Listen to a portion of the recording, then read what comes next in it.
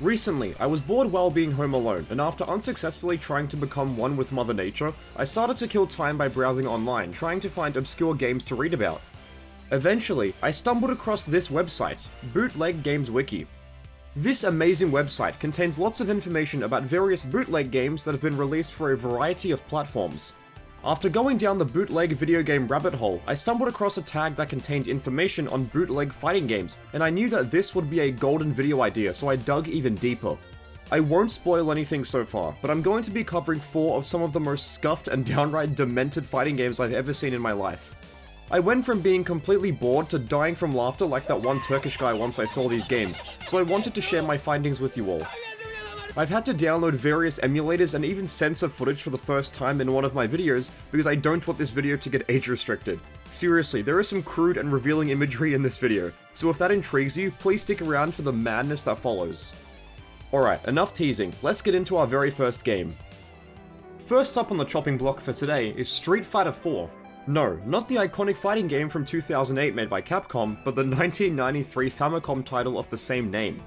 Developed by the Taiwanese video game hacking group Hummer Team, Street Fighter 4 is modeled after Street Fighter 2, the real one that is, in terms of gameplay. By the way, I love how they have an all rights reserved notice on the title screen despite them literally ripping off the Street Fighter IP. At first glance, Street Fighter 4 on the Famicom has a bunch of characters, but some of them are just different colors. For example, Cliff and Go-Ho Lee, despite having different names and sprites, are just the same character in terms of gameplay. Both of their attacks are the same, and as far as I can tell, there are no gameplay differences at all between the two. The other characters in Street Fighter 4 are Pasta and Roba, Bunny and Tracy, Chun-Fo and Moon, and Stallone and Ranbu. These guys are perhaps my favorites out of the bunch because of their hilarious names. It's so obvious that they're meant to be called Stallone and Rambo for obvious reasons, and I assume their names are spelt incorrectly due to a mistranslation. The actual Street Fighter, as you may know, is a 6-button fighting game, so how does one go about playing Street Fighter on an NES controller? Well, there are only 2 buttons here. B is your kick and A is your punch. You can perform normals and specials by pressing the buttons along with performing motion inputs, and some of these, like the Hadouken, are super consistent and easy to do, but others, like the Shoryuken, are nearly impossible. I've only been able to do this move once and was by accident. Bootleg Games Wiki says the input is just a regular DP motion with punch, but for the life of me, I can't do it here. 200 plus hit Marvel vs Capcom combos? Sure, I can do that no problem, but a DP motion on the NES pad is apparently too complicated for my feeble hands. Going back to the characters for a moment, their move lists, while very small, contain different kinds of moves which helps you to tell them apart. Bunny throws out cards like Gambit, and Pasta's Tatsu travels forwards at a very volatile angle. One good thing about this game, I suppose, is that it's one of the few bootleg NES games to include voice samples. The sound that Cliff makes when he does a Shoryuken is horrifying, but at least it's there, I guess? The game's audio is powered by the Hummer Sound Engine, an audio program that powers other games like, I shit you not, Mortal Kombat 3 Turbo. This game's soundtrack has 2 elements that come to mind. Kinda cute, and very annoying. There's one stage in particular that has music that reminds me of the video of J. Cole thinking he made a fire beat when in reality he made something awful.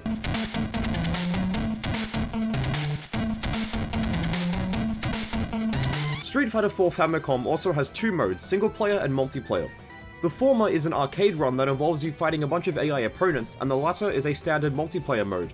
I tried playing this online with a group of friends via Parsec in a Discord call, and it was one of the funniest things I've ever been a part of. Oh, yes! Oh, fuck! Fucking Go-Ho Lee. Ban this character right now. It's obvious that this game sucks, but in terms of how funny it is, I can't recommend it enough. And speaking of things that are hilarious, let's move on to the next game. Released in 2000 for the Sega Genesis, or Mega Drive if you're in Upside Down land like me, Top Fighter 2000 Mark 8 contains the best fighting game roster I've ever seen. But before we get into that, I need to explain something hilarious.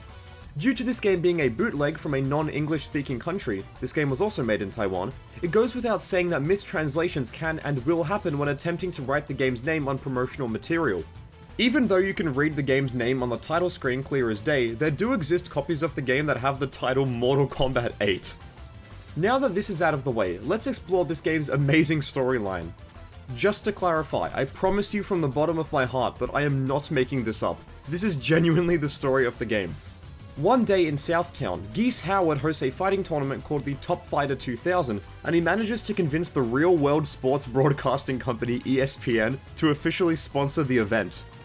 7 fighters are then invited to participate in this event to try and defeat Geese, and they are Michael Jordan, Ryu, Kyo Kusanagi, Ryo Sakazaki, Cyclops, Son Goku, and Muhammad Ali. Characters having their names spelled horribly wrong will never not make me laugh, and I also noticed that the game's menu sound effects have been ripped directly from X-Men vs Street Fighter.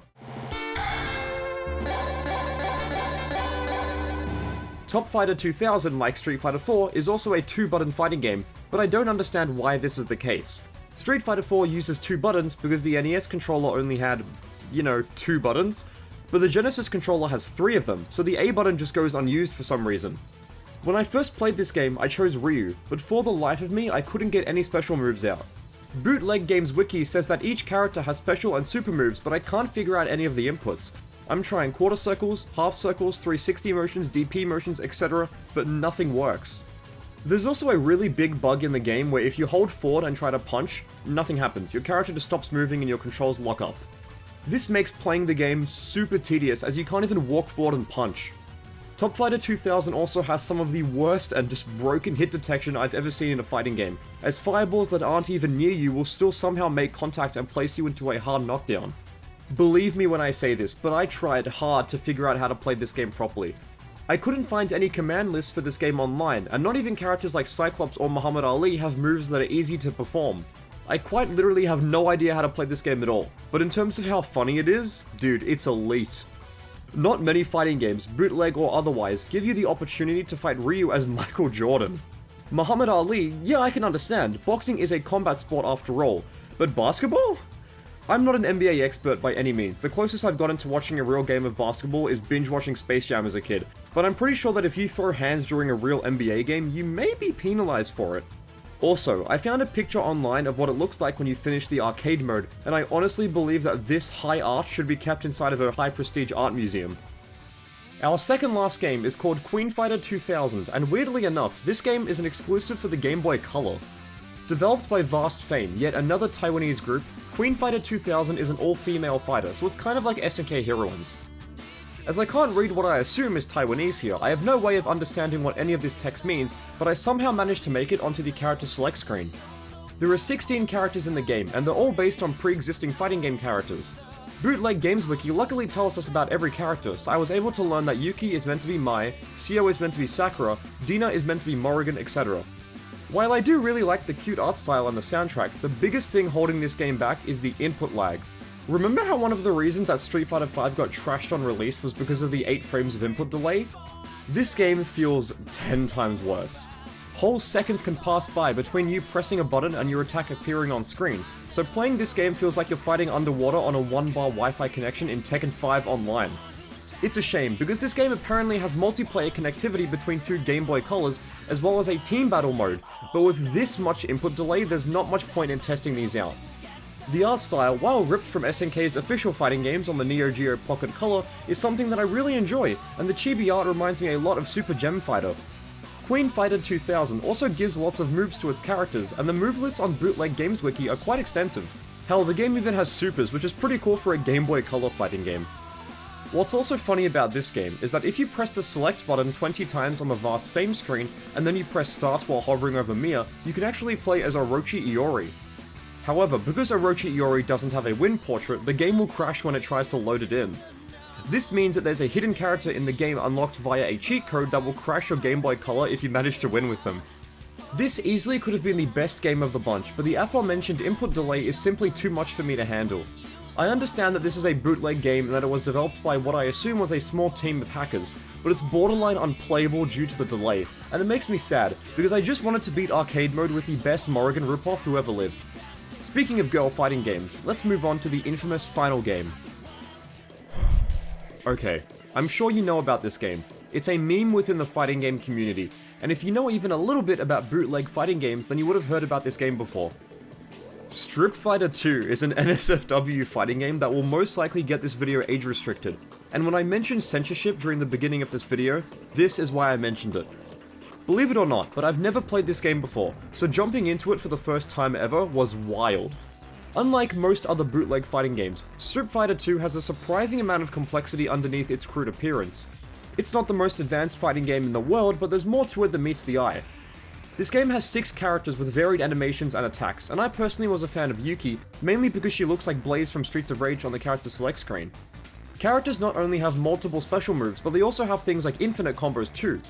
Doing some research online led me to believe that this is a 6-button fighting game, and after mapping my buttons in Fightcade, I realized that only 2 of them worked. Yuki only has light and heavy kick, and because these are the only buttons needed for her special moves, I think the game disables the other buttons since they're technically not needed? I really have no clue, and even after doing even more research into this game, I'm still confused. Almost immediately though, I figured out that if you loop this move over and over and you walk the opponent into the corner, there's nothing they can do once they're hit. Quarter circle back and heavy kick is literally an infinite that's also a guaranteed touch of death, so it's clear to see that this game has some jank. Characters like Amanda, for example, really demonstrate why this game is called Strip Fighter, because she has a move called the boob dash, I kid you not. I'm not sure if I can show this in the video because I don't know about YouTube's stance on pixelated boobs, but I burst out laughing the first time I saw this. Another thing that I definitely know isn't allowed on YouTube is what happens when you win a battle. After every round, you're treated to images that get more and more revealing, before seeing the final image that'd make even Tomonobu Itagaki blush. I definitely can't show this in the video, but I assume you know what lies underneath the censorship that I've added. Anyway, going back to the characters for a moment, I like how they all look and animate differently from each other. I've said this many times before in my videos and I'll say it again. One thing that a good fighting game needs to have is a diverse cast of characters, not just in appearance, but also in gameplay and animation. I don't know if I would call this a good fighting game per se, but it at least functions properly, and I didn't run into any major issues. Another thing that I think is funny about the game is that if you play arcade mode on the easy setting, there are no nude images in between rounds. If you really want to see some pixelated nudity, then you have to play on at least medium difficulty. I guess pixelated NSFW art is reward enough for playing well, I guess? Honestly, I think that a fighting game like this, that is so blatantly NSFW and in your face about it, is hilarious, and I'm tempted to take this to locals to play with the boys and see the shock on their faces after they win. Despite its puerile nature, Street Fighter 2 is genuinely the best game I covered in this video, God help me, and I somewhat recommend it if you're interested in busted fighting games like I am. From Michael Jordan to Morrigan to the reason why my channel will be demonetized, I had a lot of fun playing these games and collecting footage, and I hope you had fun watching. These are all very easy to play on various emulators, and I recommend them if you're in need of something completely broken and obscure. I initially wanted to cover a lot more bootleg fighting games, but I think I might save them for a potential part 2 down the line, so let me know in the comments if you're interested in seeing more of these. I haven't laughed this hard playing fighting games in a while, and I'm still in shock that I can fight Son Goku as Michael Jordan of all people. Hell, the fact that this game barely works sort of adds to its appeal, and I will always find it hilarious. Bootleg fighting games are pretty special in my opinion. They're jank, they barely work properly, and they have a lot of offensive material sometimes, but it's just so funny to think about a group of Taiwanese hackers in some basement somewhere, probably, just making something completely just weird and out there and obscure, and I love it. I need to play more of these, and I recommend you play some more of these too if you haven't already. These bootleg fighting games that I covered in this video are unlike any other fighting game that I've ever played, and luckily a good amount of them are on Fightcade, so you can easily download them instantly for free and play them online with your friends. Okay, enough rambling, I know when to rein it in, so I'll stop. Thanks a lot for watching, I hope you had fun, and I'll see you in the next one.